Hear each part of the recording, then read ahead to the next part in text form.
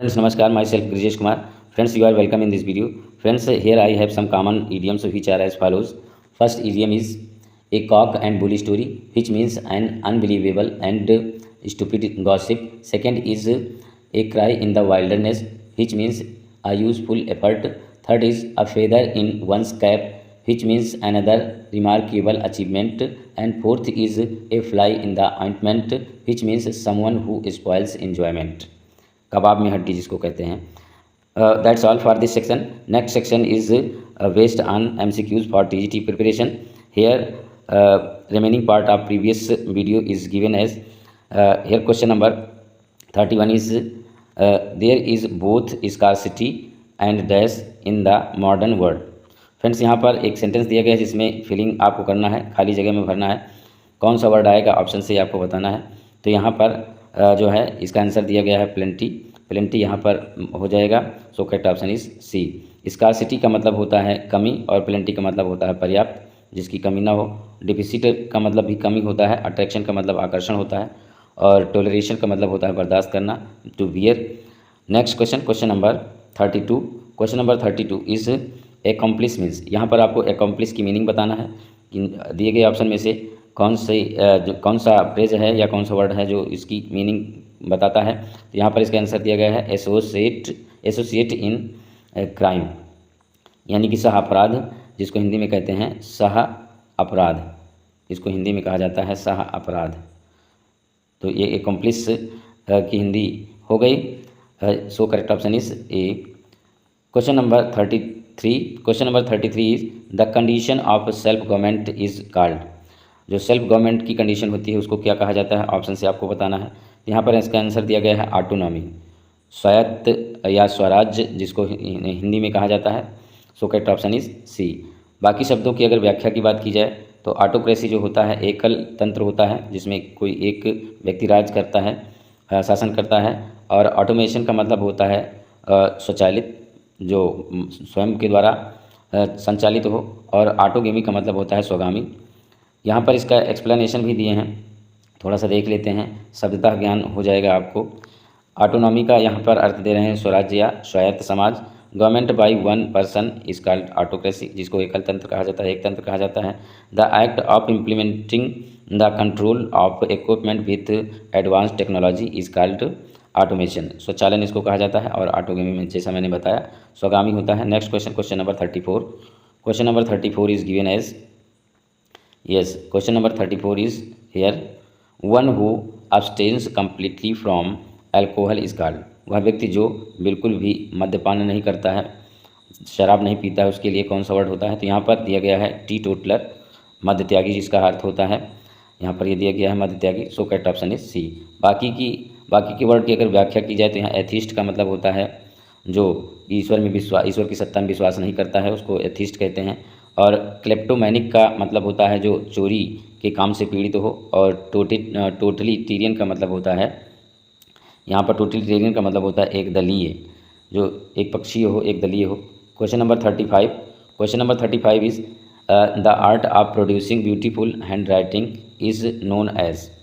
वह कला जिसमें हाथ के द्वारा लिख करके जो है अच्छा दिखाया जाता है, जिसको सुलेखन हिंदी में कहते हैं. क्या कहते हैं, सुलेखन. तो इसके लिए आपको यहाँ पर इंग्लिश वर्ड बताना है सुलेखन के लिए. तो यहाँ पर इसका दिया गया है कैलीग्राफी. कैलीग्राफी का मतलब होता है सुलेखन. So correct option is B. बाकी के वर्ड की अगर बात करें, व्याख्या की बात करें तो कैरिनेज, यहाँ पर कार्नेज दिया गया है. कार्नेज का मतलब होता है नरसंहार. कार्नेज की हिंदी होती है नरसंहार. और यहाँ पर अन्य वर्ड दिए गए हैं जैसे कोरियोग्राफी, ये नृत्य कला जो सिखाता है उसके लिए यूज़ किया जाता है कोरियोग्राफर. और एनास्थेसिया का मतलब सौंदर्य से होता है. तो यहाँ पर कैलीग्राफी इसका सही आंसर हो गया. Question number 36. Question number 36 is much damage and misfortune caused by nature is known as. प्राकृतिक आपदा, जिसको हम हिंदी में कह सकते हैं, उसके लिए कौन सा वर्ड आएगा. तो यहाँ कैलेमिटी दिया गया है, जिसका मतलब होता है प्राकृतिक आपदा या विपत्ति. और यहाँ पर फैसेट दिया गया है. फैसेट का मतलब होता है मुखौटा. क्या होता है, फैसेट माने होता है मुखौटा. और यहाँ पर पिन्यूरी का मतलब होता है गरीबी. पिन्यूरी का मतलब होता है गरीबी, जो व्यक्ति पैसे से ग्रस्त हो, पैसे का अभाव हो जिसके अंदर, उसको उसके लिए पेन्यूरी वर्ड आता है। और फर्टिलिटी आप जानते ही हैं, कमेंट के माध्यम से बताएं कि फर्टिलिटी का क्या मतलब होता है। क्वेश्चन नंबर 37 टू 39 के लिए यहाँ पर डायरेक्शन दिया गया है। In the following sentences fill in the blank with appropriate option given below. यहाँ पर एक सेंटेंस दिया गया है क्वेश्चन नंबर 37 के लिए, जिसमें आपको ऑप्शन से वर्ड भरना है। सेंटेंस है if he dash I shall write to him. यहाँ पर अगर सेंटेंस को आप ध्यान से देखें तो कंडीशनल सेंटेंस है, ओपन कंडीशन यहाँ पर दिया गया है। और ऐसे में इसमें जो है पहले पार्ट में प्रेजेंट इंडेफिनिट होता है, दूसरे पार्ट में यहाँ फ्यूचर जो प्रिंसिपल क्लास होता है फ्यूचर इंडेफिनिट होता है। तो यहाँ पर प्रेजेंट इंडेफिनिट के अनुसार राइट्स हो जाएगा, यहाँ पर राइट्स हो जाएगा if he writes I shall write to him. So correct option is B. Next question, question number 38। Question number 38 is the child was dash blind. यहाँ पर सही वर्ड भरना है, तो यहाँ पर बॉर्न हो जाएगा, बॉर्न ब्लाइंड, जन्मांध जिसको कहते हैं। So correct option is B. Next question, question number 39। Question number 39 is I will introduce you dash my boss this week. यहाँ पर आपको प्रीपोजिशन भरना है, तो इंट्रोड्यूस टू होता है, इंट्रोड्यूस टू होता है, यहाँ पर टू हो जाएगा। यहाँ पर जो है थोड़ा सा इसको दिखा देते हैं, यहाँ पर टू भर देंगे तो इसका सही ऑप्शन यहाँ पर बी हो जाएगा। Question number 40। Question number 40 is art is not an activity associated dash pleasure. तो यहाँ पर विद हो जाएगा, यहाँ पर एसोसिएटेड विद होता है। So correct option is B. Question number 41। Question number 41 is given as which is as follows. Question number 41, yes 41 is here. these observation do not confirm dash any law. वैसे मेरे हिसाब से यहाँ these observations होना चाहिए, क्योंकि ये these लिखा है तो बहुवचन है, तो ऑब्जर्वेशंस होना चाहिए, और यहाँ डू नॉट भी लिखा है तो थोड़ा सा टाइपो मिस्टेक हो सकता है। यहाँ पर दीज ऑब्जर्वेशन से डू नॉट कन्फर्म टू हो जाएगा, यहाँ पर कन्फर्म टू हो जाएगा। और इस तरह से यहाँ पर भी जो इसका जो सी ऑप्शन है ये सही माना जाएगा। Next question, question number 42। Question number 42 is the river flows dash the bridge. बहुत ही ईजी है, इसका आंसर आप कमेंट के माध्यम से बताएं, इसको मैं आपके लिए छोड़ देता हूं। क्वेश्चन नंबर 43 टू 48 के लिए यहाँ पर डायरेक्शन दिया गया है। Fill in the blanks with the correct tense. Tense पर आधारित ये क्वेश्चन है। आपको एक सेंटेंस दिया गया है जिसमें आपको टेंस के अनुसार वर्ड भरना है। I dash my car 3 weeks एगो। अब ये एगो यहाँ वर्ड दिया गया है तो आप समझ ही जाएंगे कि पास्ट टेंस की बात हो रही है, तो वास्ट हो जाएगा। So correct option is B. Question number 44। Question number 44 is Jonathan insisted on dash out. तो यहाँ पर इंसिस्ट के बाद जो है इस तरह की सेंटेंसेज में जेरेंड का प्रयोग किया जाता है, तो यहाँ पर जेरेंड के रूप में दिया गया going. So correct option is B, यहाँ पर गोइंग हो जाएगा। Next question, question number 45। Question number 45 is he was prevented from dash in the class. यहाँ पर भी जेरेंड हो जाएगा, स्मोकिंग यहाँ पर हो जाएगा। So correct option is B. Question number 46। Question number 46 is you better dash his permission. तो बेटर के बाद जो है इन्फिनेटिव का यूज़ किया जाता है, तो यहाँ पर इन्फिनेटिव के रूप में दिया गया टू सी, यहाँ पर टू सी भर देंगे। So correct option is C. Question number 47। Question number 47 is she was seen dash the house. यहाँ पर भी जो है यहाँ पर जेरेंड का प्रयोग किया जाएगा, तो यहाँ पर हो जाएगा entering. So correct option is D, यहाँ पर इंटरिंग हो जाएगा। Next question, question number 48। Question number 48 is given here dash tigers is a dangerous sport. यहाँ पर जो है जेरेंड का यूज़ करेंगे, हंटिंग हो जाएगा यहाँ पर, जो कि एज ए सब्जेक्ट वर्क करेगा। So correct option is B, यहाँ पर hunting tigers is a dangerous sport. शेर का टाइगर का यानी कि बाघ का शिकार करना ये खतरनाक खेल है। Question number 49। Question number 49 is in order to repair the leaking pipes we had to call the. अगर पाइप लीक कर रही हो तो हम किसको बुलाते हैं? यहाँ ऑप्शन में से आपको बताना है, तो इसका आंसर यहाँ पर प्लम्बर हो जाएगा। प्लम्बर शब्द यूज़ किया जाता है जो पाइप वगैरह जोड़ते हैं उनके लिए। So correct option is B. बाकी अगर वर्ड की बात करें, कारपेंटर का मतलब बढ़ई होता है जो लकड़ी का काम करता है। इलेक्ट्रीशियन आप जानते हैं जो बिजली का काम करता है। आर्किटेक्ट वास्तुकार होता है जो बिल्डिंग के लिए डिज़ाइन तैयार करता है। Question number 50। Question number 50 is as I had hurt my eye I had to go to. यदि आँखों में कोई तकलीफ़ है, बीमारी है, तो हम किसके पास जाते हैं? यहाँ ऑप्शन से आपको बताना है, तो इसका आंसर यहाँ पर हो जाएगा एन ऑक्यूलिस्ट। एन ऑक्यूलिस्ट का मतलब होता है नेत्र रोग विशेषज्ञ। बाकी के वर्ड की अगर बात करें, साइकियाट्रिस्ट जो मनोवैज्ञानिक होता है उसको कहा जाता है। कार्डियोलॉजिस्ट जो हृदय रोग विशेषज्ञ होता है उसके लिए यूज़ किया जाता है। और आर्किटेक्ट अभी मैंने बताया वास्तुकार होता है। Question number 51 is sudden running of A heard of frightened animals. अचानक से जानवरों की भगदड़ को क्या कहा जाता है? यहाँ पर ऑप्शन से आपको बताना है। तो इसके लिए यहाँ पर वर्ड दिया गया है स्टैम्पीड। स्टैम्पीड का मतलब होता है भगदड़, जानवरों को भगदड़ को कहा जाता है। एलूप का मतलब होता है अलग, और जो है फीस्टा का मतलब होता है कोई पर्व। ये फीस्टा जो होता है पर्व के लिए इस्तेमाल किया जाता है। और आइडियलाइज का मतलब होता है आदर्श बनाना। Question number 52, a nap after lunch is called. और दोपहर के भोजन के बाद जो हल्की सी झपकी लेते हैं उसके लिए कौन सा वर्ड आता है? यहाँ पे सीस्टा दिया गया है। ये सीस्टा जो है इस्तेमाल किया जाता है। आइडियलाइज अभी मैंने बताया। बैरियो जो होता है एक शहर का छोटा सा खंड होता है। और स्लीप वॉकिंग आप जानते हैं। एक क्वेश्चन यहाँ पर राइज होता है स्लीप वॉकिंग से, मुझे याद आया। ये स्लीप वॉकिंग सीन ये किस प्ले में, शेक्सपियर के किस प्ले में आती है? आप कमेंट के माध्यम से बताएं।